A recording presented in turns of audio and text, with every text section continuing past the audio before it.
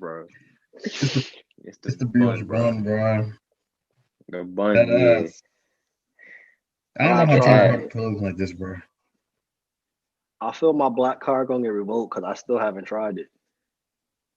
Damn. It's all right, bro. Well, your This nearest Popeyes can't be too far. Like, you got time to redeem yourself. the Like, nearest Popeyes. You gotta go to the, yeah, you gotta go to the nearest one. yeah, bro. This is just building your character, bro.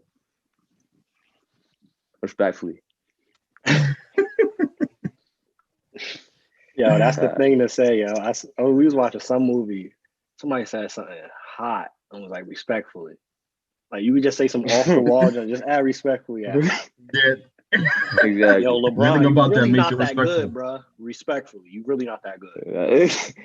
Exactly. Like, Brian wouldn't win a ring without me. Respectfully. Respectfully. That's all. That's all I gotta say. That's facts. Welcome back to another episode of the Bench Mob. We are here today. Very special guest. Very well known through the Jersey parts. Obviously in the South too. My man was down in VA, that whole area. We got with us today Greg's brother, my homie Reuben. Big Rube Synsmir is in the building. How you doing today, man? I'm chilling, bro. How you doing? Chilling, bro. Like, You straight over how you? here. Yeah. I'm good. No complaints over here. Hey, G baby, hot takes. How you feeling? I'm good, bro. I got the show today. Nice Saturday, and now we get to interview Reuben about his basketball experiences, and get some takes from him too, because he got some takes too. Damn, I do got takes, bro. You know Speaking how I of, we get just that. gonna. I'm gonna have to. I'm gonna have to ask. So, Greg's hot takes. Do you be in agreement with Greg, or you be like, "Yo, bro, you off Bro. on this one"? Bro. It depends on which ones we talking about. Cause he has several hot takes.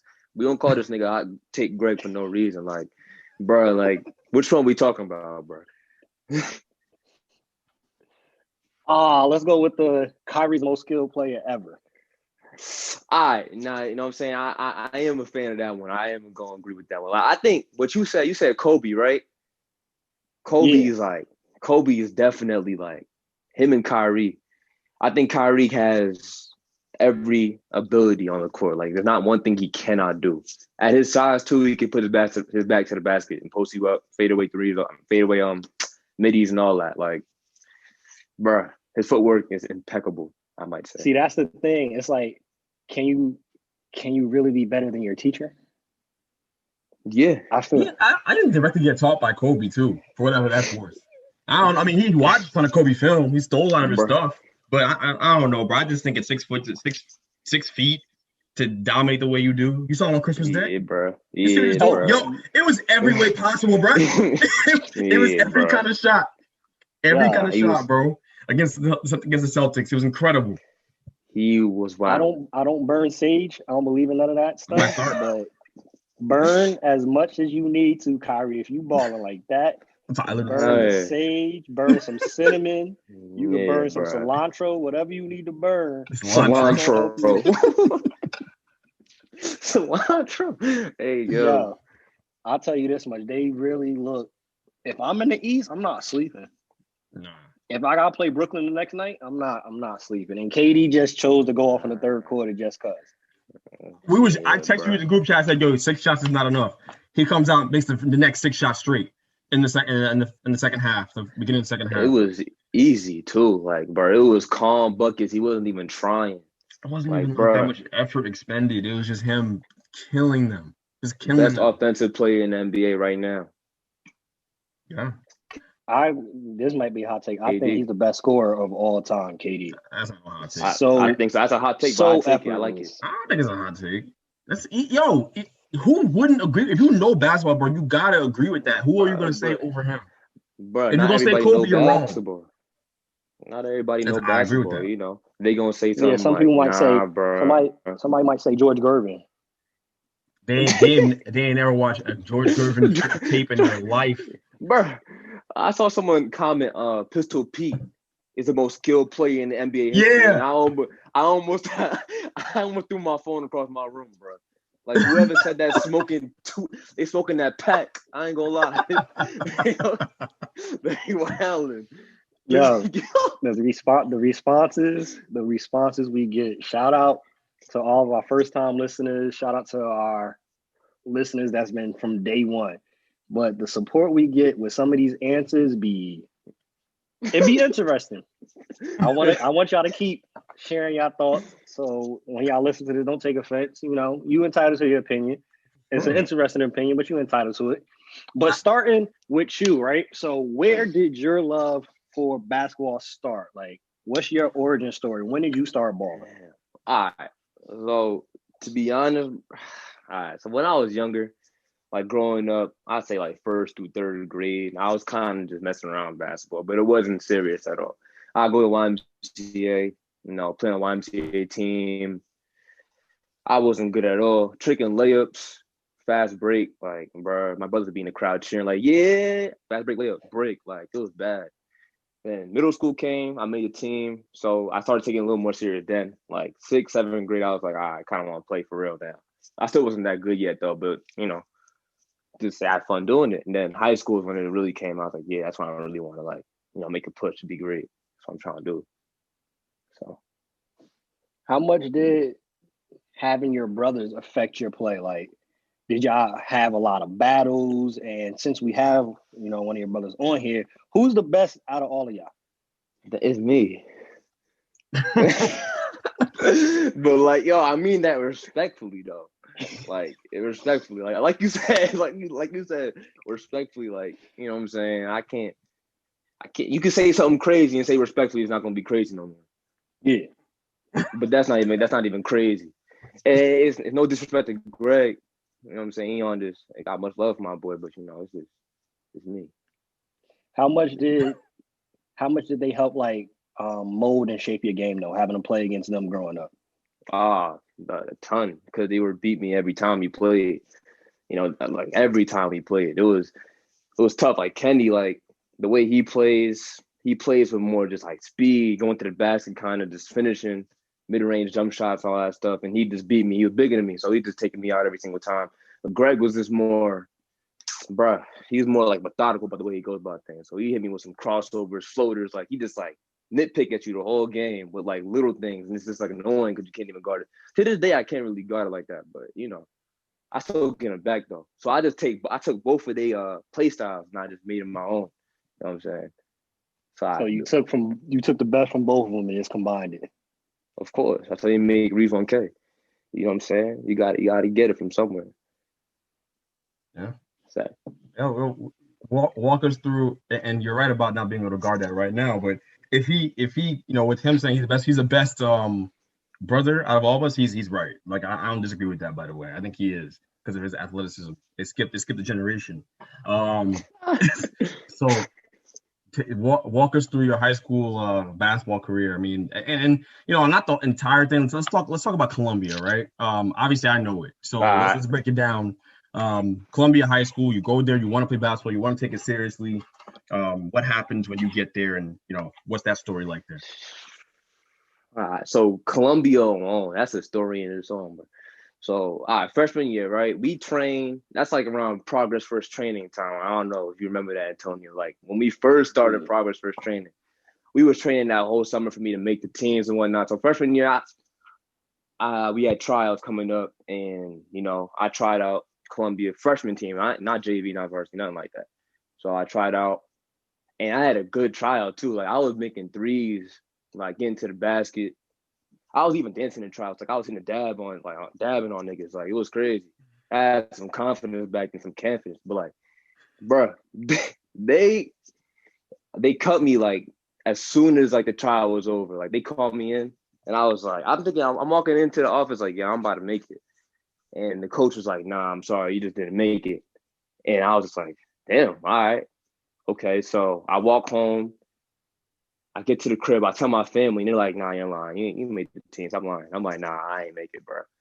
And then, like, the next day when I ain't go to practice, that's when they really thought, like, and they knew, like, all right, he ain't make the team for real.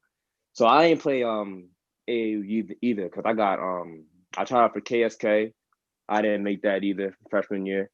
tried out for the firm, didn't make that either freshman year.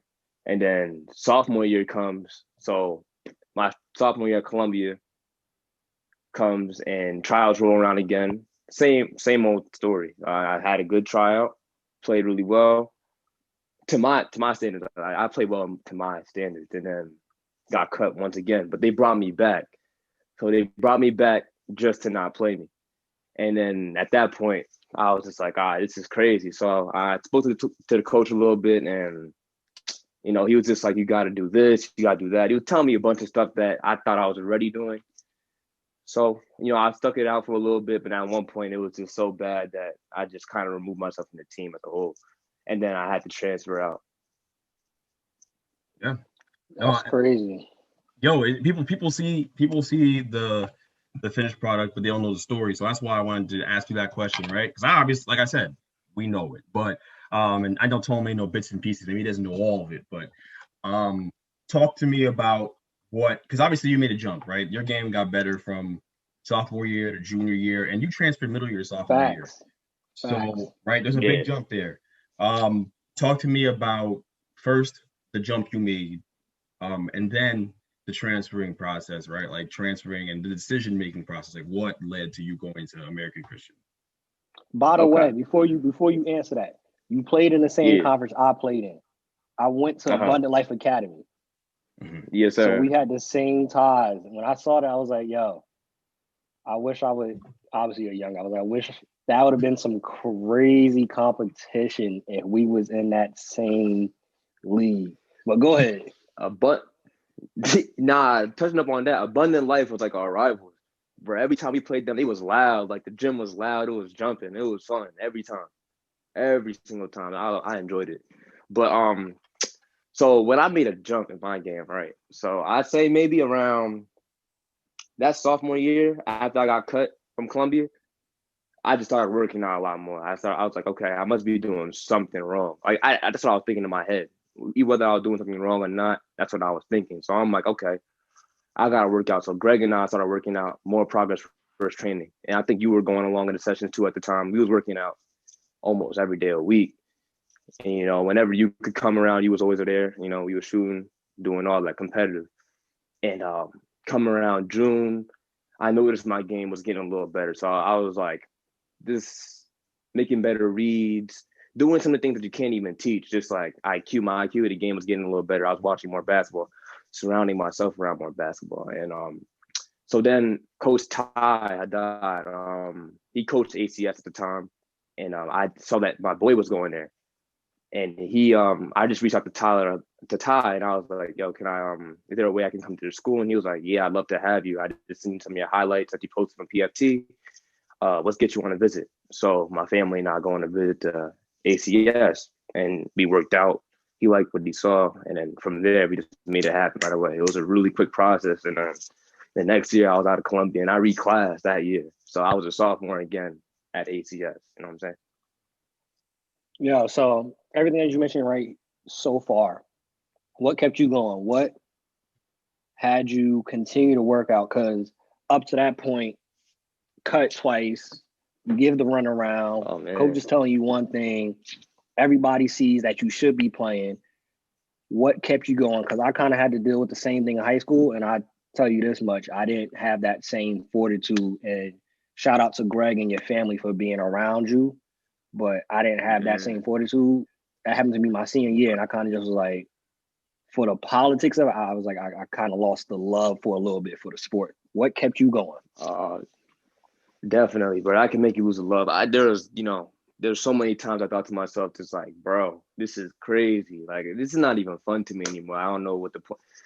I get down on myself, but I'd keep going because at the end of the day, this is what I want to do in my life, right? So I just had to tell myself, like, this is what I want to do. And no matter what adversity comes your way, you can't stop. Like, they say Jordan got cut his freshman year.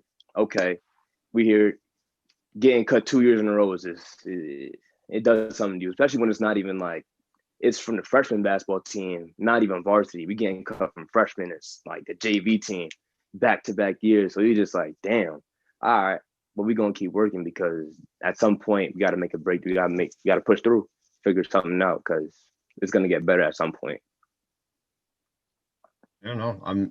That story is gonna be good for people to hear because, like I said, people see the finished product. They don't know the behind the scenes of what actually happened. So, um, talk to me a little bit about the athletic jump you made because people think that that's like God given, and it is to an extent to all the listeners. But what did you do to make sure that you were able to be more explosive out there on the court? Because things definitely changed from sophomore to junior year.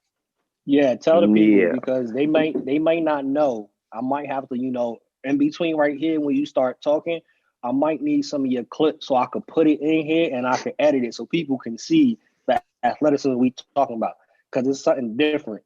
It really is it's something different. It's very John Morant esque for real, for real. But go ahead. Okay. So like sophomore year. All right. So I was dunking since I was a freshman in high school, right? But it was never like anything like it was regular rim grazing dunk. And it wasn't something I was gonna do in the game. It was just something I was able to do. So sophomore year at Columbia came and we're working out to go to ACS. So my junior year, but it was really my sophomore year, you know what I'm saying? Because I reclassed. So that year, I remember. So after I got cut, I told you guys I would take it more serious, like this basketball. I was already taking it serious as it was, but I was like, I'm gonna try to find different ways to improve my game. There has to be something else I can do. Because everybody watches Ball's Life, they see people dunking on people, they all want to do it, but then they're like, they don't want to put in the work to kind of do it. So everybody thinks it's God given. It kind of is, but at the same time, I was going to the gym. I was outside in the cold, like doing plyometrics. And my dad and my mom would look at me while they cooking. They'd be in the kitchen looking at me like, what is he doing right now? Like, why is he doing that? Like, get in the house, time to eat. Like, nah, I was out there just doing that, coming inside every single day, 5 days a week. I'd rest on Saturday, Sunday, go back and work on Monday through Friday, right? And then by the time the summer came, like I just noticed my head was on the rim, and I was like, okay, I can work with this now. Like let's make it happen. Come on. So you said Monday through Friday. What did Monday through Friday look like for you? So on Monday, you mentioned you did plyometrics. So for the Okay. people that are listening to this, let's say the younger players or even some of the players your age that want to get that explosiveness, could you share what a Monday workout looked like for Reuben? Okay, so a Monday workout. All right, so let's say I'll give you two by day. All right, so by day, I go to school, I come back home from school, maybe take a 30-minute nap because I just be tired from school. 30-minute nap, wake up, I get outside, go do plyometrics in my backyard, just for maybe 30, 45 minutes. Whether it was like warm or cold, I really didn't care. I just wanted to jump a little higher, run a little faster, all that. So I do that, and then Well, hold on. I come inside. Before you keep going, well, I want to cut you Yeah. off. But like, what exactly were the exercises, so that way people know. Oh, okay. So simple things, the things that people don't even really expect, like explosive squat jumps, depth jumps. If you guys don't know what that is, it's like a depth jump. You take a little chair, drop off it, and jump into the air as high as you can. It's that simple. And as fast as you can, repeatedly. 180 jump. So jumping like and turning your body in midair and like doing it over and over and over again. Uh, Lateral bound. So jumping from one leg to the other leg, side to side, repeatedly as fast as you can. Those are the ones that those are the main ones, to be honest. You do those, you can be straight. Like people be thinking calf raises is like it's gonna make you jump nah, bro. Maybe if you want some nice looking calves, cool, but nah, that's not really what it's gonna do. You gotta do something else. Like plyometrics. I was scared of the weight room. I was scared of the weight room. I didn't want to do squats. I didn't want to break my back. Pause. Like I didn't want to do that. So I had them to spot me, and I was like, nah, I'm not gonna do that. I ain't gonna do that. So I did plyometrics for that whole year. I ain't touch a weight until after my senior year, to be honest. Yo, And then for everybody listening, that's crazy. That look, I know it's quarantine going on, but with quarantine going on, you can do plyometrics. And if y'all see this man's bounce, plyometrics, try it out. He said he was doing it 5 days a week for what, like a school year, and then you see in the summertime, the bounce was crazy. yeah, not to be honest, not even a whole school year, bro. Like it was only from I'd say when I got cut, it was maybe Thanksgiving time. So December 1st to like April, Mayish, and that was really it. Once it got to a certain height, I was just like, all right, I'm cool. Yep. That speaks to consistency and just keeping it going. So you're at ACS now. I want to run off these first couple of games and tell me what was your mindset going through this process. You start off, season started December 4th, 2018, right? I'm going to go down this stat line because I was seeing it from afar. I'm like, yo, these some crazy numbers. 33 points, 6 rebounds, 4 assists. Next game, 37 points, 4 rebounds, 2 assists, 2 blocks, 6 steals. The next game, 37 points, 4 rebounds, 5 assists, 1 block, 2 steals. And just to throw this one out there, 51 points, 10 rebounds, 4 assists, 4 steals. What was your mindset starting off in that season, averaging dang near what Damian Lillard and Melo in his heyday was averaging, a Kobe? That was kind of like a Kobe-esque run when he had the 8+ games and 40+ points, a 51 point, 10 rebound. What was going through your head? Were you just trying to let everybody know, hey, I'm on the scene. Hey, I've been waiting 2 years to get, like, what was going through your head? Bro, I can't. You know, when you playing basketball, you just got music in your head, and like you listen to music in your head while you playing. You in your own group. Yeah, that was kind of what's going on there. And like, to be honest, the season starts. I'm like, bro, I done been counted out so many times, bro. It's time for me to turn up for real. So anytime I get the ball, I'm gonna be looking to score. Doesn't mean I'm gonna take every shot I get. That's not what that means at all. You know, I try to be a team player by all means. I think a lot of people agree that I'm a team player. I pass the ball a lot. But every time I touched the ball, I was looking at the basket and seeing if there was an opportunity for me to score. So I was going to go get a bucket, whether it's at the rim or 3, getting to the line, a floater, a dunk, no matter what it was, I was going to score, and I was going to make sure they felt me.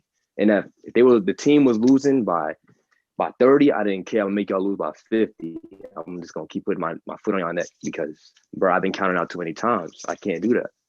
I have to like, that's why I have to prove a point now because they already don't believe in me, right? You know what I'm saying? They already cut me 2 times, more than 2 times. We count AAU, I got cut like 5, 6 times in those 2 years alone. So I got cut that many times. Okay, cut this. You know what I'm saying?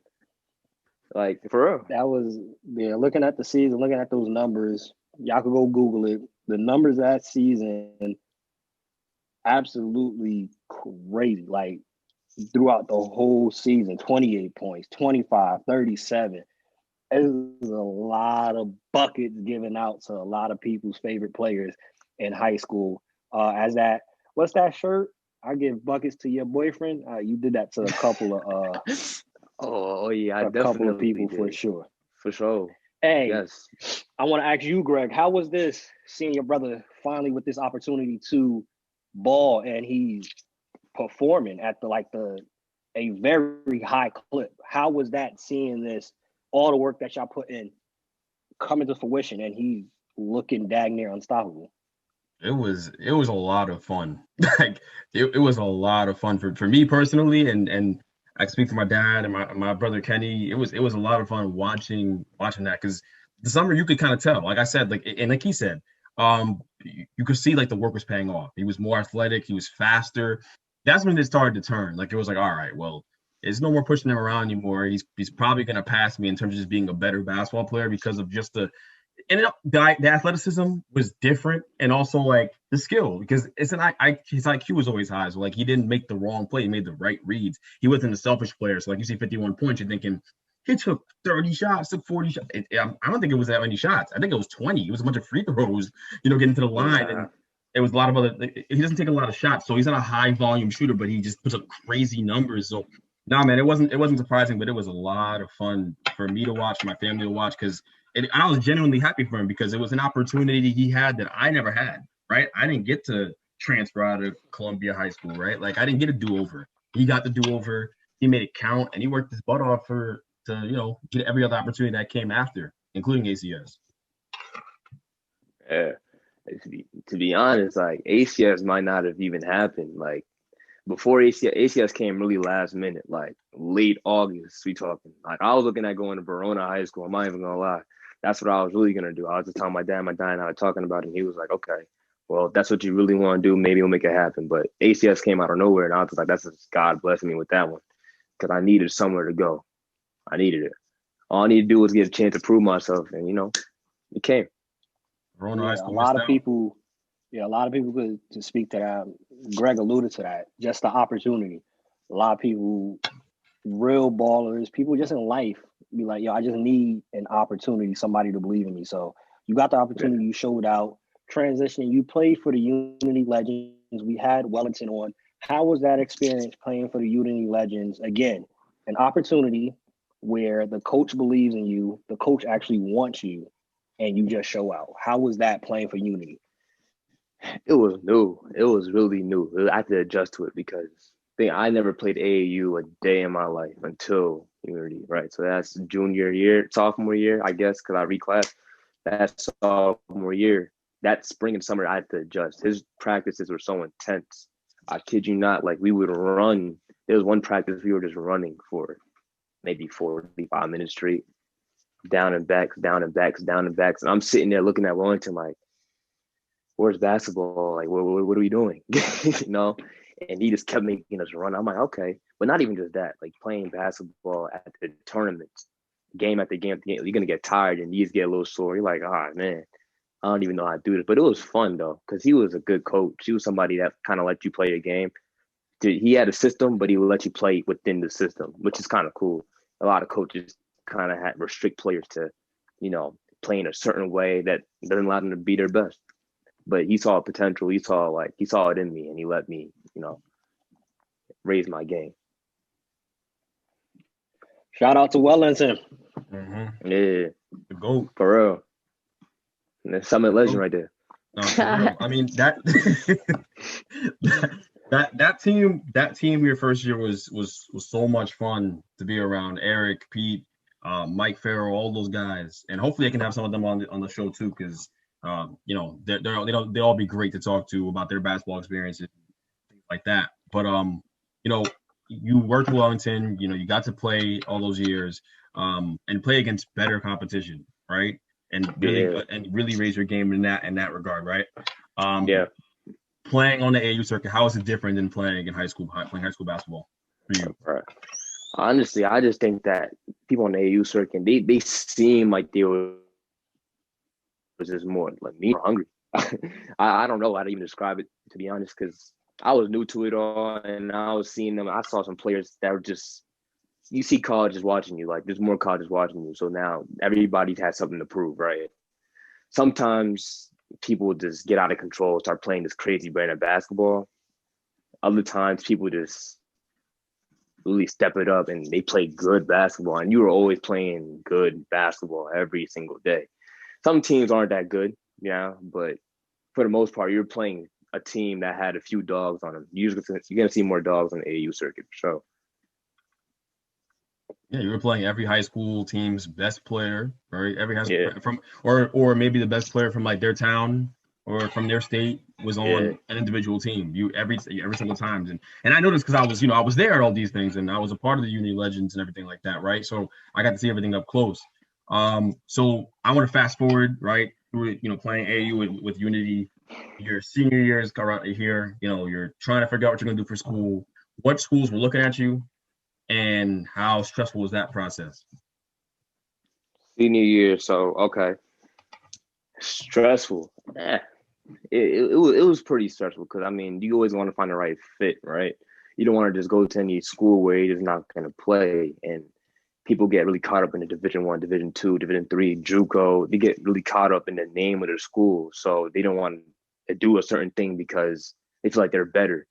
But no, it's just really about fit, because wherever you go and you play somewhere where you're going to be able to play, you're going to show out.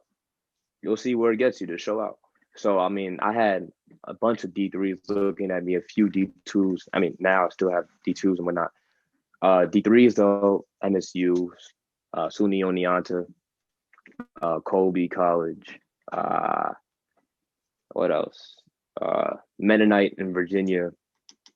I don't know. It was just a couple. There was a lot of them that I just really can't even remember. And D2s, some like Catawba and Penn State, but the D2 version, I don't even remember. It has a different it's grade or something. I just call it Penn State GA. And yeah, there's a few of those schools. But it was stressful just because you want to pick the right school. So when I saw the prep opportunity come up, I was like, okay, maybe I can make something of this and get more offers. And that's where I'm at right now still. So we're still trying to count them up and rack them up the best we can. So you mentioned the prep school. Is that Virginia Prep Sports Academy? Yeah, that's where I'm at right now. So what is Virginia Prep Sports Academy for those who don't know? It's just a prep school out in Virginia. So it's located in Lynchburg, and you play a bunch of games. So we've already played 23, 24, maybe 20, 24 games, and we're only halfway through the season. We're going to finish the season with maybe 40 plus games. And, they're a prep school that just plays strictly basketball, and, you do your online classes and whatnot. And yeah, just basketball every day. Every single day. So Even how during has COVID. it been? How has it been being down there? You in Virginia, COVID's going on. Your family is predominantly in New Jersey. Like, how has that been for you? Basically, you kind of doing your freshman year of college, and in a sense, you're not home. You're on campus in Virginia. How has that been for you? Yeah, it was definitely something to adjust to. Again, adjusting, it means everything. So I got there, and first day of practice, we wake up at, I don't know, like before 5, so like 4:40, and we get up. And first day of practice, it was foggy. It's hell outside. We go outside. It's not even warm yet. And so we walk all the way to the park. We had to walk. This is part of the training. We walk all the way to the park. If you're not there by 5:15, I think, you're going to do a lot more running than what we were already going to do. I didn't think it was going to run. It was first practice. I'm like, all right, by walking there, it's going to be some, introduction to the coaches and whatnot. Nah, we get there, 20 laps right now. I'm like, okay, cool, 20 laps. Then he says, all right, don't touch a basketball, defensive slides. I'm like, okay. Then he makes us run a whole trail. I'm like, okay. It was a lot of that. And then more and more and more conditioning. There's a lot of running. So every single day, wake up at 4:40, and then you have practice at 5:30ish, 6 o'clock. And after that, you go home, eat. Maybe you have 2 a days, so we have practice again later on in the day. Come home, eat again, go to sleep. Not much, and that's it. Sounds like the life. Nah. So that's what I tell you. That's what I'm asking for though. With what I'm trying to do, I gotta do it. Yeah, that's part of it to get to where you want to go. So, a lot of people. That's why I said it sounds like life. A lot of people want to play ball. They want to get paid for it. And hearing that for those that want to do this, it's days like that that's needed. 4:40 up in the morning, 5 o'clock. It's not just, hey, throw the balls out and play pickup. There's some conditioning in it. And I know a lot of basketball players. The one thing that if they could take something out the game, conditioning. If they ain't have to run 40 laps and all that, I know a lot of basketball players that would take that from the Antonio. game. You made a tweet. Yeah. Go ahead. I was going to tell you, like, bro, we've run 180 suicides in one practice one time. 180, like, I never imagined I'd run 180 suicides within a span of, it was maybe an hour. It wasn't even that much time. It might have been shorter than an hour. We ran 180 suicides. Like, what type of offense do y'all run? To 180 suicides. What type of offense are y'all running? So this is this is a little crazy, right? We like to just get out and put the pressure on teams immediately. You full court press the whole time, the whole game. Doesn't matter if we're up 20, we're staying up. We're trying to get steals and score. We're trying to score triple digits every single game. You know what I'm saying? We like to move the ball fast every single time. We don't like, you know what I'm saying? We out. It doesn't matter. Shoot up quick shots, get out, play defense. As long as you're playing defense and you're moving fast and you're good. But like this time they're in the game, Second quarter come, you probably like, Coach, I need a water. He's like, nah, he's staying in. Stay in. Like, you gotta keep going. It's crazy. It makes sense now, the 180 suicide. That's why I had to ask what type of style are y'all running. So it makes sense. He needs y'all to be in shape for the type of style you want to play. If y'all was, playing maybe a Princeton offense, y'all could probably chill and not do as much running, and you're not playing full court the whole game. Yeah, that's another level of stamina needed. 180 suicides breaks down to 3 suicides per minute in an hour, by the way. Just so the listeners could do the quick math on how much running that actually is.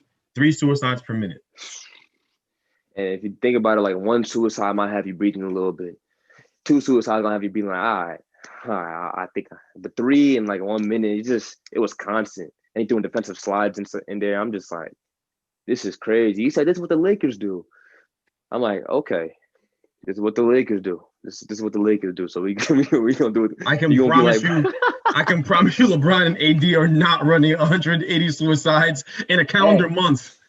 Yo, throw Jared Dudley in there too. Jared Dudley ain't running no 180 suicides. Oh God, bro, that joke was wicked. I'm not gonna lie to you.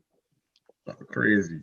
Hey, but that's what for all the listeners, and some of the people that are older than Rube, younger, that's what's needed. You have to be in tip-top shape, like all-world type of shape to play. Yeah. You want to be in that type of shape to play at the fullest level of your potential. So that's what's needed. I want to talk about this tweet that you put out, because I agree with the tweet. I think it's interesting, and I think it's something that definitely is kind of disappearing in the game. You said that mid-range game is so underrated. Talk to me about that tweet. So you see, I got there and I was immediately in a 3-point slump. Okay, so I wasn't knocking down 3 to save my life. And coming before the season at ACS, I hit over 53s in the season, so I was still taking them. 53 is not a lot of threes, but the kind of game that I play is not really predicated around shooting threes anyway. But I was able to knock down open 3 almost anytime I shot. I thought I was going in. Now it's different. My coach's play style different. He wants me to play a little different. He wants me to attack. So I kind of shied away from taking threes. But my other coach was like, if you're not going to do that, let's get this mid-range game right.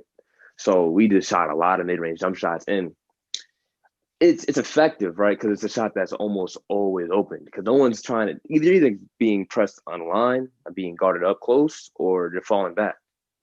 So floaters in mid-range is just like something that nobody can really guard if you know how to get to your spot effectively, That's why I tweeted that one. I was just like, okay, I'm starting to see how effective it is. And I started watching more D'Angelo Russell. I don't even gotta say it. Y'all already know, like he gets to his spots really easily. He makes it look effortless. Like he's someone that makes a game really easy. He simplifies the game. And that's the name of the game, making it as easy as he can. You don't want to make it hard, like over dribbling, trying to do all this extra stuff. Just take the easy shots that are there. So he finds his spot, he gets to it, and he shoots it and goes in. He works on that all the time. You see it. Best midi in the game is D'Lo and DeMar DeRozan. You flip a coin, but D'Lo gets to that spot. I think D-Book up there too. D-Book great at everything. D-Book's a great player. You're right. Hey, speaking of D'Lo, right? Who are some other players that you try to model your game after, that you watch a lot? To be honest, like aside from my brothers, because that's really where I kind of got my game from, right? But John Morant, people like to joke and say I look like John Morant, but it's a joke. I like to model my game after him, bro. Like everything he does, like his speed to how he jumps. Even I'm not jumping like John Morant, I'm not gonna say, but I try to dunk every now and then. How he gets to his floaters, the way that he sets his teammates up, I take his passing away, because that's how I like to pass the ball. I'd like to drive and kick, kind of like force defense, put them on their heels, and then I like to find the open end. So a good pass to me feels better than a bucket, especially when it's an assist and it just goes in. You know what I'm saying? To me, that's me though. I like to pass the ball a lot, but that's it. I like this game a lot. Him, really just him. Like I just model my game after him. Kyra Lewis, he was in this draft, huh? No, you mentioned Kyle Lewis, another guy. I sent you Oh his yeah, stuff. I was gonna say you and John Morant side by side, bro. Like it's very similar, bro. Like it's very similar. Like you guys do play a lot alike. But go on, Kyle Lewis. yeah. Kyle Lewis is another guy. Let's get downhill a lot. I love getting downhill because I'm just fast enough to put the defense on their heels. When I do that, I know other guys are open. I just kick out. Kyle Lewis is another guy that gets to the basket. He finishes really well around the basket. He kicks out to the open man. He makes all the right plays when he gets into the paint. Paint touches it means a lot in basketball because the defense collapses. It's something that I'm really good at doing, and I like to do it. So John Morant, someone I like to model my game after. Model my game after. My bad. So No, that's a good point. And you talked about John Morant, Kyle Lewis, two guys you want to model your game after, right? Like I'm honestly like I'm at a point now where we've gone through your entire basketball career basically up until this very point, right? What's next? What are you trying to do next? What's in the plans? I'm sure people want to know kind of what that's looking like for you and what's going to come on after this. after prep year you're talking about, or just like After just prep, in general? after your Okay. prep year, yeah. After my prep year, so I've been talking to my coach about several options, right? Um, there's going to college next year. There's going with COVID, right? It kind of threw a wrench in a lot of things. I didn't realize that players would get another year to their of eligibility at their schools. So that closed a lot of D1 opportunities off.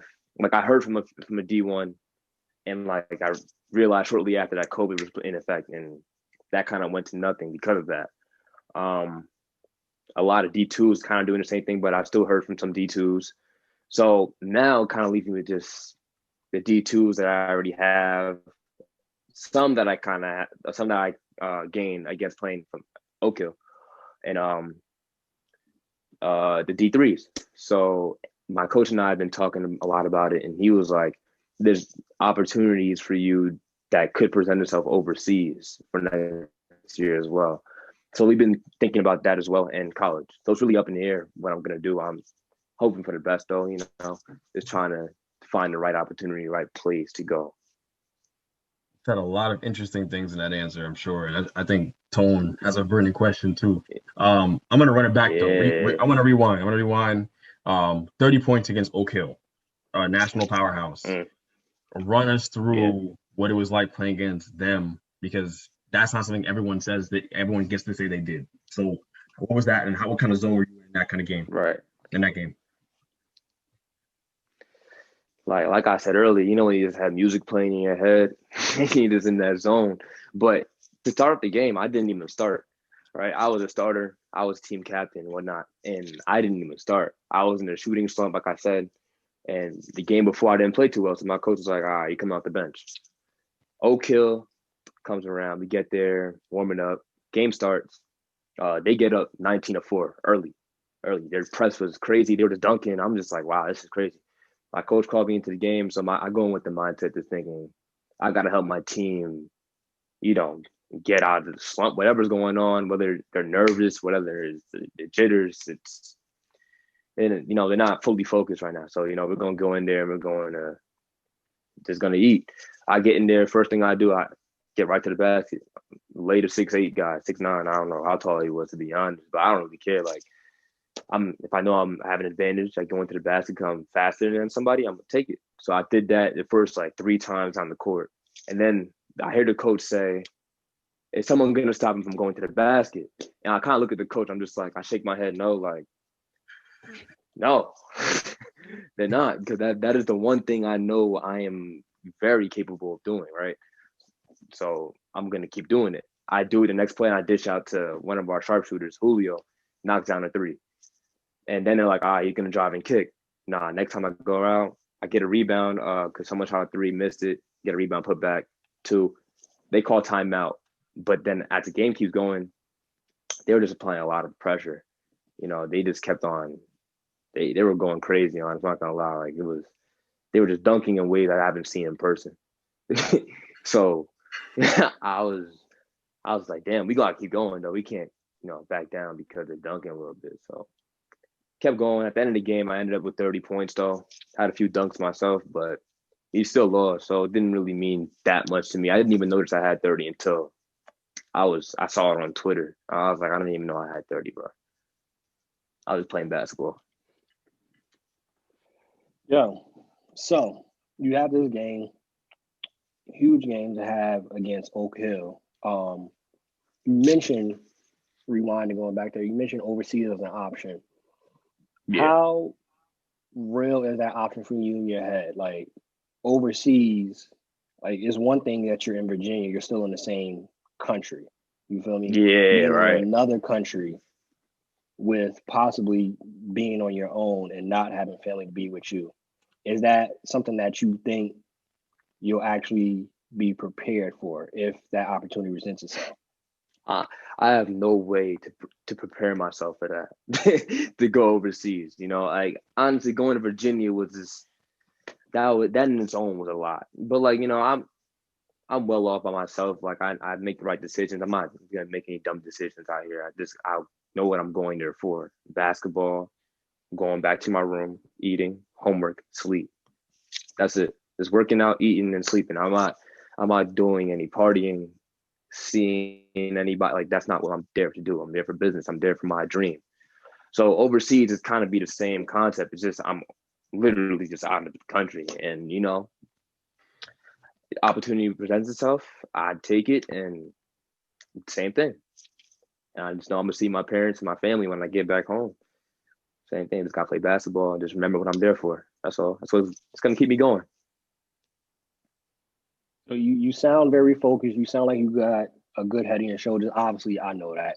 But from the way that you answer, from the way that you respond, it's a mature answer. How do you stay level-headed and humble in times like this where you have an opportunity to go overseas to make your dream come true and eventually come back here and probably play professional?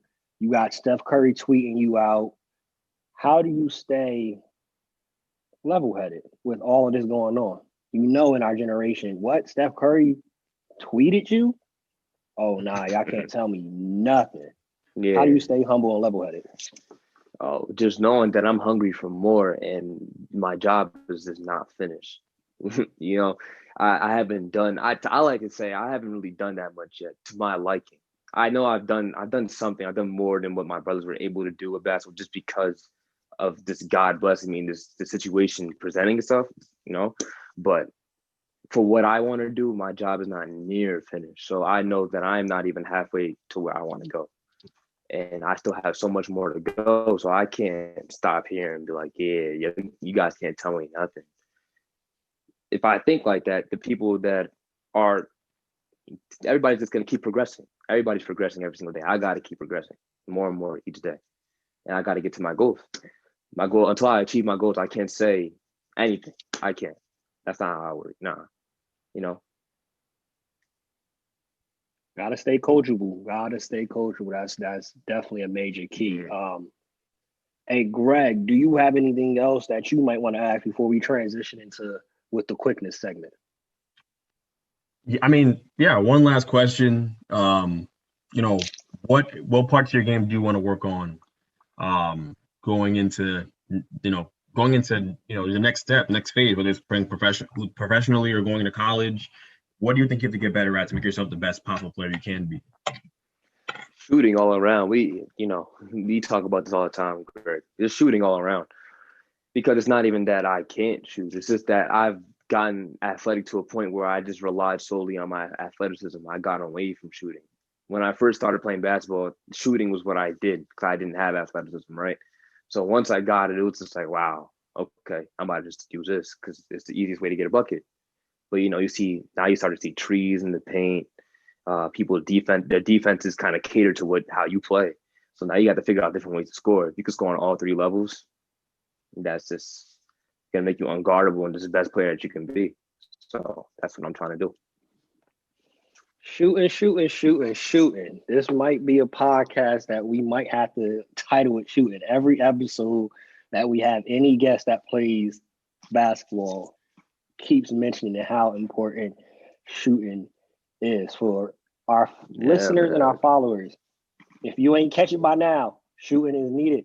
So working your jumpers is needed. And you said something that was key. You said, before I got the athleticism, I was a shooter because I didn't have it. And we see a lot of times, I just say it, in the urban communities, we are typically athletic as all can be. We can jump out the gym, but a lot of us can't shoot.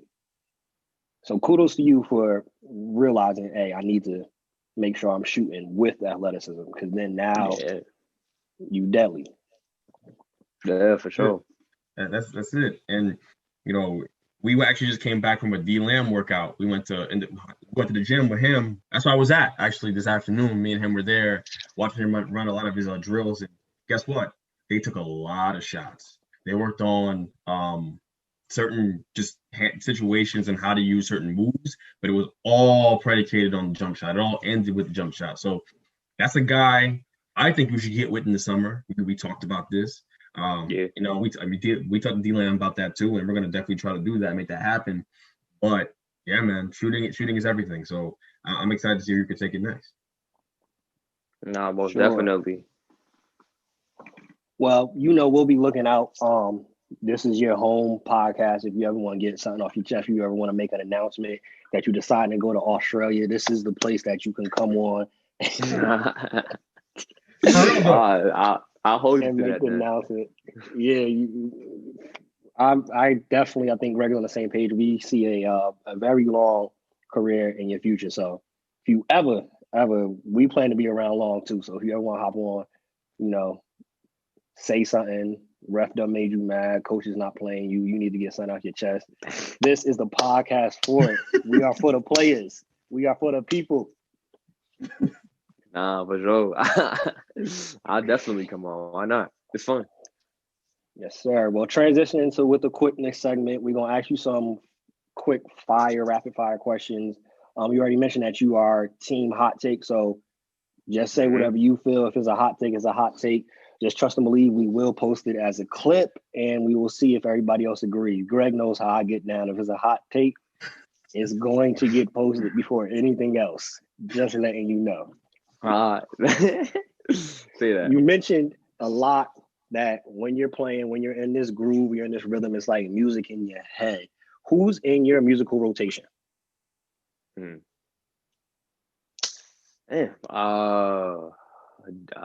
Wow. Okay. All right, so a little bit of Drake. You got some Don Toliver in there a little bit. You got Gunna, Lil Baby. You got, Travis when he drops something new, but still some of the old Travis go crazy. Tekka every now and then. Even Chris Brown. I don't know if I even said that already, but yeah, he go crazy. Young Thug. Young Thug. There we go. I don't disagree with that list. So would you say you're more in your rotation typically a Reuben Day is more rap or R&B? R&B. I'm more R&B. Yes, sir. I'm with that. Tell me this, just completely sidebar. I've been in a couple open runs during the pandemic. They all playing rap music. Can you ball with some Mary J in the background? Hell yeah. Thank you. But I could ball to some Christmas carols in the background. I could really ball to like anything that I like. Doesn't matter if it's sad, if it's groovy, doesn't matter. I can ball to it. If I like it, I'll ball to it. And I'll play how the song is going. Exactly. I got the aux. I played a little bit, Snow Allegra. They were, yo, what's this? I ain't got no problem. I got my buckets, but they were like, nah, I need to listen to like Gunna. I'm like, bro, y'all not real ballers. You can't hey, bro. You feel me, Greg? They can't. Yeah. If the crowd going crazy and they sing it, come on. Ask him. I'll play Mary J all the time in the car. I'll play Maxwell, all that. That's on the same time. Yeah. Me and him have the same music tastes, to be honest. Like, it's no different. A lot of the artists he said I listen to. So Don Toliver, I love Don Toliver. Roddy Ricch, he didn't mention Roddy Ricch. I forgot about him. Nah, man. But R&B's, you gotta blend it. I listen to everything. He knows that. You can hear anything on my playlist. You don't know. You just don't know what you're gonna get. That's right. Yeah, I've been to a couple of Progress first trainings. I ain't tell y'all, but a couple songs y'all play. Oh, all right, what's this song? Looking over at the phone, like, oh, all right, let me add this one right here. Add this one. My wife, like, yo, where you heard this from? Oh, that's a couple years back, man. This PFT playlist, you know, something like, Swagger Jack there added it to the playlist. Well, it's funny you're bringing up all the PFT memories because I was thinking hard today too. Like this summer, like we're gonna make a push again with that. Like obviously with him having a big summer, a lot of what I did was predicated around him, but obviously you too, Tone, because you were working hard and trying to get make a G League push, and you still have those aspirations, but we're trying to I'm trying to make a comeback this summer and really push it and work hard. So I'll be there. After COVID's over, there's all the listeners. I know there's guys who I was working with. So man, don't even gotta be after COVID's over. It could be outdoor sessions, bro. Yeah, spring outdoor sessions for sure. When spring comes around, nice weather turns around, we'll be out there. So just a heads up. I'll be there ready to put in the work. So we mentioned, we just had it, rap, R&B.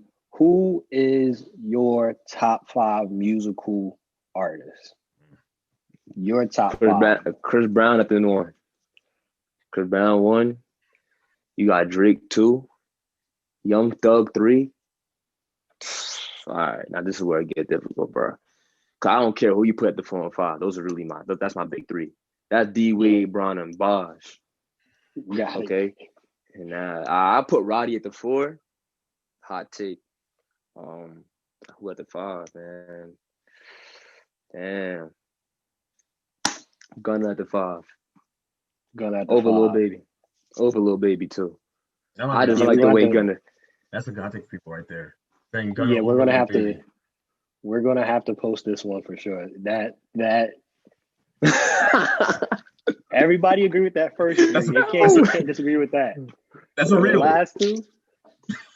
That's a real one, bro. Well, nah, because check it.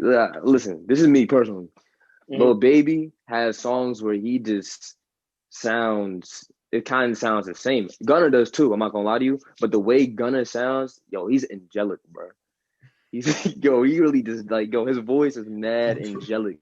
Like it be sliding on every track. You heard Lemonade for the first time, and when he gets on the track, you like, like he's Max. Bro. No, it's true. People forget how Max he really is. Like he's Max. Got it. All right. So, top player in the NBA right now.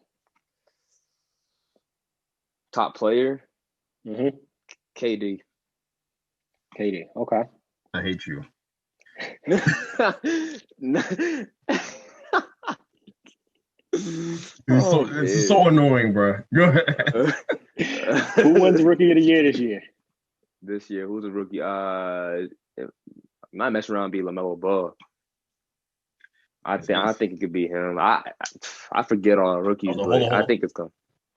So Anthony Edwards had 16 points in 18 minutes tonight so far. Last I checked, I just got an alert. LaMelo Ball played 15 minutes only and had 13 points in those 15 minutes. Very effective tonight. He was very effective, but he's not playing a lot. So that could throw a wrench in the plans. So we'll see. Just wanted to give you that insight. That's not going to throw a wrench in the plans because LaMelo's game is more well-rounded than Anthony Edwards. And that's why, to me, he's better than Anthony Edwards.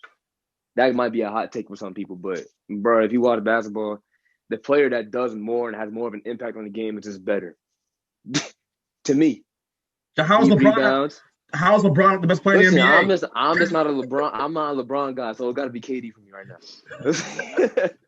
LeBron, the best player in the NBA, sure. But KD, I just like watching him more. So I'm going to say he's the best player in the NBA. I just say, all right. But back to what I was saying about LaMelo, he rebound the ball. He has all the intangibles, bro. Come on. His potential through the roof. He rebound the ball. He scores. He gets floaters. He can shoot threes. He gets to the basket. I don't know how good of a finisher he is, but he still finishes around the basket really well. Like, for a rookie, too, he's only going to get better. And he can pass the ball, passing. And you love a nice pass. Come on. Anthony Edwards, I think he's just a bucket.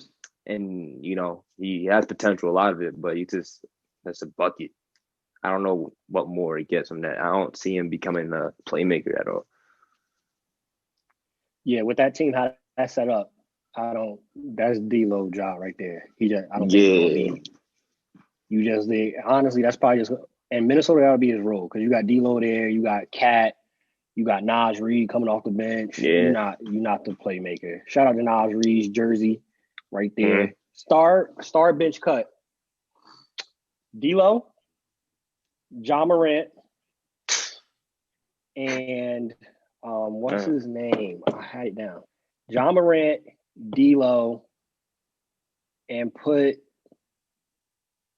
Chris Paul in that mix. Oh,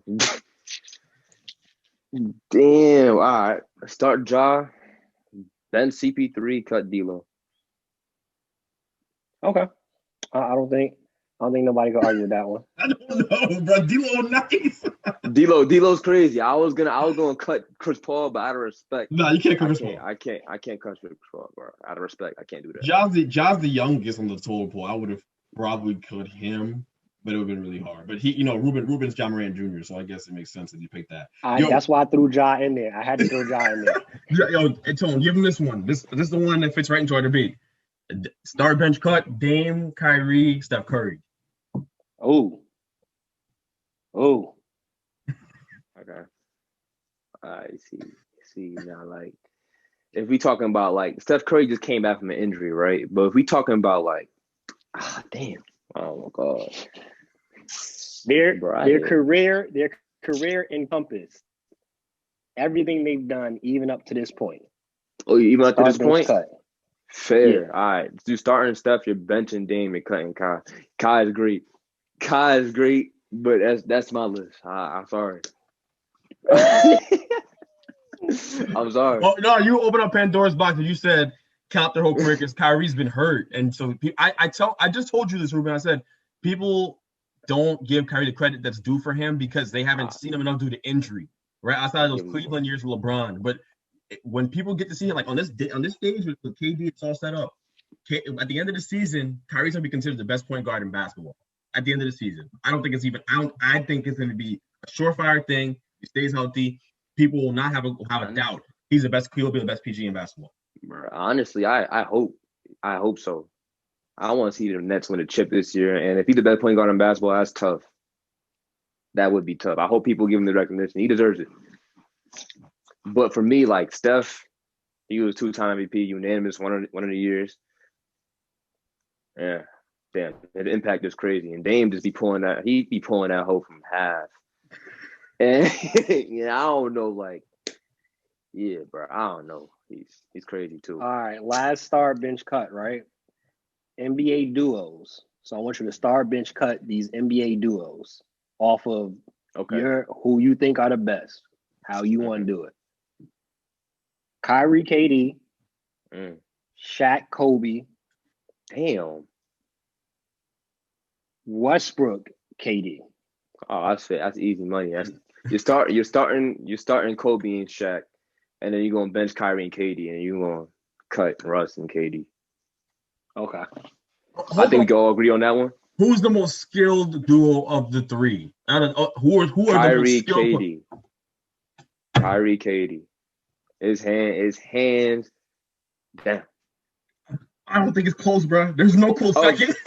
Of those three, it's hands down because KD's way more skilled than Shaq. So honestly, of that duo, Yo, there's no one in sight. Yo, we gotta go through duos. There's no one in sight. They're the most skilled duo of all time. I said that. KD and Kyrie, most skilled duo of all time. Not a hot take. If you know what you're talking about.